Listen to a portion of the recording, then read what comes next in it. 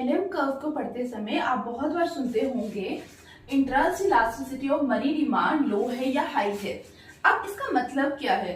देखिए, interest elasticity of money demand की अगर हम बात करें, इसका मतलब यहाँ पे क्या है कि अगर आपका रेट ऑफ इंटरेस्ट चेंज होगा, उस रेट ऑफ इंटरेस्ट के चेंज होने की वजह से आपका यहाँ पे इनकम पे कितना चेंज आ रहा है, वो हमारा क्या है, that concept is known as interest elasticity of money demand. अब interest elasticity of money demand high है या लो है, अब इस पे बात आती है। तो अगर आप इस वाले कर्व में देखेंगे तो यहाँ पे लेट्स से पहले आर नॉट ये था, हम लोगों ने क्या किया, इंटरेस्ट रेट बढ़ा दिया, आर नॉट की जगह आप कर दिया R1। नाउ आपको यहाँ पे क्या दिख रहा है, आपको यहाँ पे दिख रहा है इनकम पे हमारा इतना चेंज आया।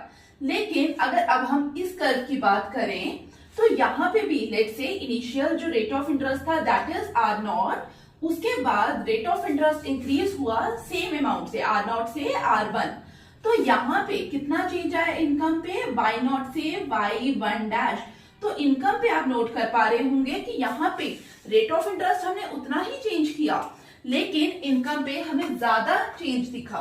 तो यहाँ पे हम क्या बोलेंगे कि इन केस ऑफ दिस LM, जो हम लोगों ने क्या कहा, फ्लैटर का मतलब जो हॉरिजॉन्टल एक्सिस को अप्रोच कर रही है, इस समय हमारा रेट ऑफ इंटरेस्ट को थोड़ा सा चेंज करने से इनकम पे ज्यादा आया चेंज। दैट्स वाई इस समय इसके लिए हम क्या कहते हैं, इसके लिए हम बोलते हैं here we have high interest elasticity of demand, high interest elasticity of demand.